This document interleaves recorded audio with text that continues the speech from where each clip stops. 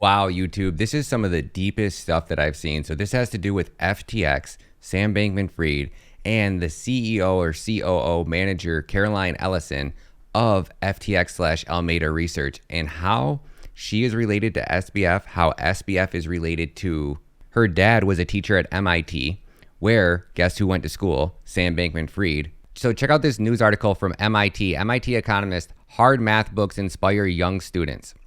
So it says 6 years, Glenn Ellison volunteered to coach his daughter Caroline's middle school math team. This is the same Caroline that was the CTO or COO of Alameda Research. CEO of Alameda Research is a 28-year-old Harry Potter fan. It's a bad day for the week of millennials. 30-year-old Sam Bankman-Fried, SBF, has already lost 94% of his fortune and is facing questions as to the probability of his actions after the Wall Street Journal reported that his crypto exchange FTX lent over $10 billion to his affiliated trading firm, Alameda Research. Ellison was the CEO of Alameda Research, which is being wound down as of this afternoon. Alameda was a crypto market maker with a reputation for aggressive trading strategies. FBS confessed today that they were being funded by money customers had deposited into FTX for their own trading purposes. So FBX had a market making fund that was separate from his exchange that he used to push around markets, add liquidity, take liquidity away, pump price up so you could long your own assets and then short them, while at the same time being able to look at your exchange and see everybody's stop loss, everybody's limit orders. So if FBS needed to pump price up, he was able to take your crypto that you deposited on FTX, send it over to Alameda. Alameda was able to market buy and place limit orders and drive price in any direction that they wanted to liquidate as many people's assets as humanly possible.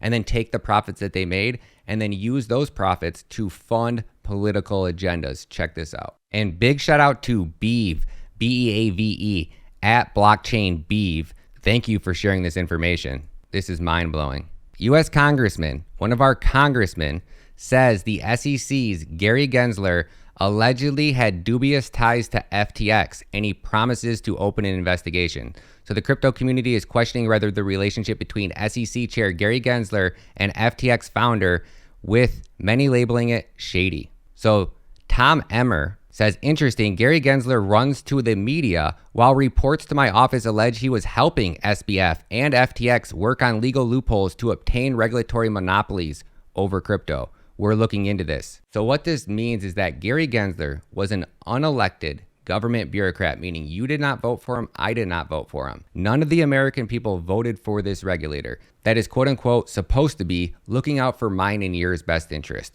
He has destroyed crypto to the point where nobody wants to build. So what's really crazy, guys, is if this would have actually been able to play out, if Gary Gensler and Sam Bankman-Fried were working together to have a regulatory monopoly over an industry like crypto, which has the ability to change the United States for the rest of history. The United States could become the leading crypto innovation hub on a global scale, and the amount of revenue that that would generate for the state is ungodly. If there's ever a place I could be that I'm not going to get in trouble, it's going to be at FTX. If there's ever a place I could be that I'm not going to get in trouble, it's going to be at FTX. This story just keeps getting better. Sorry, I don't have my chair at my desk. But Kevin O'Leary is quote unquote the face of crypto, right? Do you see him on every mainstream media outlet telling you what coins to buy? Buy Ethereum at peak, buy HBAR, buy this, as this guy's running validators, making money hand over fist. This is him telling you that FTX is the one place you can trust. If there's one place I feel safe with my crypto, it's FTX, right? He's part of this whole media ring, but that pushes the narrative in whatever direction that they want. And now he's calling for regulations. Check this out, guys. Bitcoin Archives tweets, Justin, I'm flying to Washington. I want regulations for crypto and I want it now. Kevin O'Leary. This clown, guys.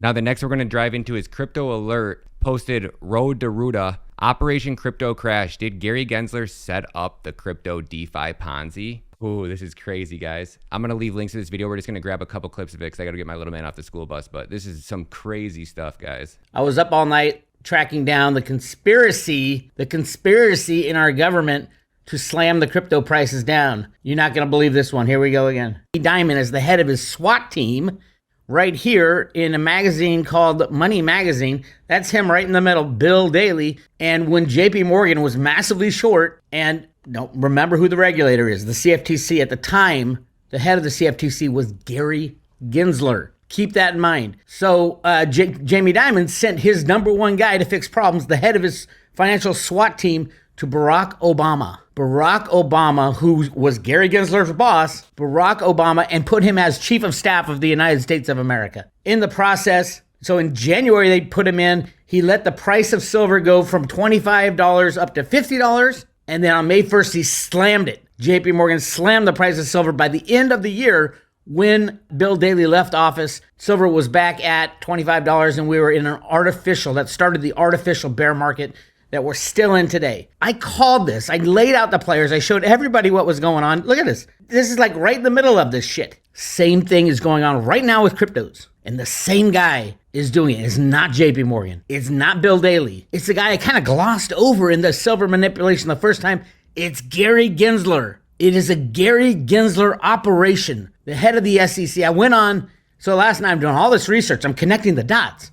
Remember, Gary Gensler was at MIT. All right, so I don't want to steal all his thunder, man, but make sure you swing over to Roadtorooda and check out this video, guys. The way he connects these dots and explains exactly what's happening. And the scary part is that these are the guys that are regulating crypto, right? This could have destroyed the future for our children. Blockchain technology is going to revolutionize the world. But what it does is it exposes the most powerful people.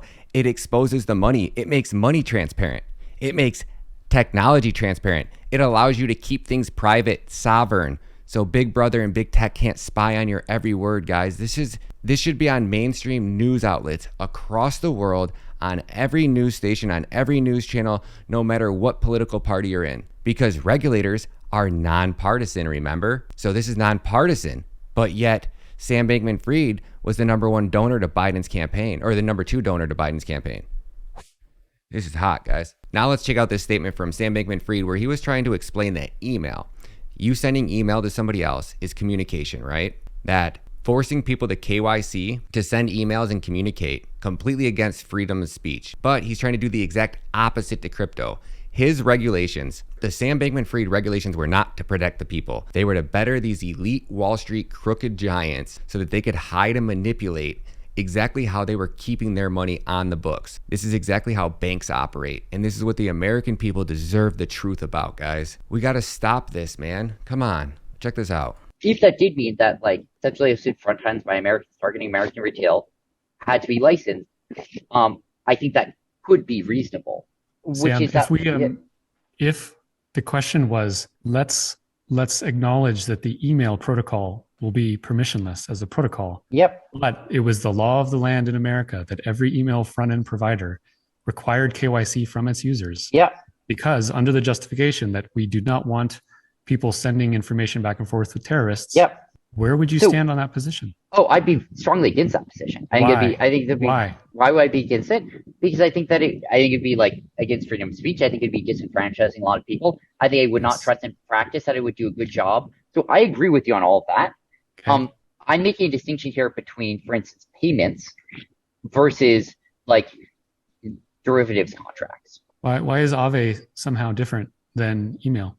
So, why is it different than email? You argued so well and so passionately to not block email with licensing and KYC. I loved hearing that. Yep. That filled my soul with joy. Such good arguments. Why does that not apply to financial transactions? So, why does it not apply to financial transactions? I think there are a few things here. So, first of all, so I took a poll on YouTube down in my community tab if you guys want to go take it. I asked, did you guys lose money on FTX? I don't know many retail investors. I think the only people that lost money were these Wall Street giants like Kevin O'Leary that were recommending and making money by influencing you off their affiliate commissions to go use FTX because he's an ambassador for FTX, right? And he's said it in every video. So he's saying, everybody, I trust FTX, keep your money on FTX, blah, blah, blah, blah, blah. Now he gets wrecked. Now he's running to Washington to try to force feed us the same regulations that Sam Bankman-Fried created himself with the chair, Gary Gensler. The system's broken, guys. This is all allegedly. I don't know what I'm talking about half the time, but we got to stand up and do what's right for our children. Our children deserve the same opportunities that we had. They deserve the opportunity to grow up and know what freedom feels like. They have the ability to interact with money privately. Cash is private, and it was designed to be private because that's your sovereignty. Governments don't deserve the right to know how much money you have on your person at all times. They never did. It's against the United States Constitution. Central banks were against the United States Constitution until it was amended in 1912, right? So were so many things. So many changes have been made to the Constitution that I don't even recognize it. Our children deserve better. We deserve better. The people of America deserve better. That's what America was built on, freedom. Why are all of these regulations always benefiting the richest people in the world the most? When we talk about regulations, how hard would it be for a centralized exchange to force you to take a quiz, to educate yourself before you can invest in crypto? And if you're not willing to take the 2-week digital course to get certified, then you can't invest. Those are the type of regulations we need. We need regulations that actually help educate people and not separate them from the rich. Why are all of these regulations always benefiting the richest people in the world the most? And now we have government agencies being weaponized against the US citizens. This is unacceptable, guys. We need to take a stand. People need to look into this. We need more people like Tom Emmer. Big shout out to Tom Emmer for looking into this. This is unacceptable. These regulators have to go, guys. We can't continue to waste our hard-earned tax dollars on people that are destroying all innovation in the United States, whether you like crypto or don't like crypto. It's going to change the world. So either your country, the United States, our countries are going to be on the forefront of it, or we're going to be on the back burner. Oops, Sam Bankman-Fried's implosion took down Democrats' second biggest donor with it as its party gears up to regulate crypto. The 30-year-old Bankman-Fried has been a major force in Democrat politics, ranking as the party's second biggest individual donor in the 2021 and 2022 election cycle, according to Open Secrets, with donations totaling $39.8 billion. That ranks only behind George Soros, about $128 million, but ahead of many other big names, including Michael Bloomberg, $28.3 million. What's more, he had promised to spend far more on Democrats moving forward, predicting in May that he funded north of $100 million and had a soft ceiling of $1 billion for the 2024 election. So you have a guy like Sam Bankman-Fried that's in Washington, rubbing shoulders with politicians, sit next to him, side by side with them. You mean to tell me that we have the FBI, we have the CIA, we have the NSA, we have the Homeland Security, and we know what powers they have, right? And you're meaning to tell me that this guy, Sam Bankman-Fried's in Washington, probably, is it the Pentagon, in the White House, with the most powerful people in the world, and not one of our government organizations did any background research. Nobody looked into any of his filings. Nobody looked into any of his companies. They just let this guy, who's living in other countries, could have ties to terrorist organizations, and they let him into Washington without doing any type of background check or any investigation into his finances. The number one donor to a political campaign is now influencing regulators who now, quote unquote, was or did go to MIT, where Gary Gensler went, and then Ellison's father was a teacher at MIT. I can't wait for this story to get unraveled, guys. Drop some comments below. Let me know what you guys think. Don't forget, everything stated in this video is just my opinion. Nothing is fact. All of the evidence is here in these documents. They'll be linked down below. This is just my opinion. Please do your own research and consult with your own minister of truth before making any investing decisions. My name is Ryan Matt. I'll catch you in the next one.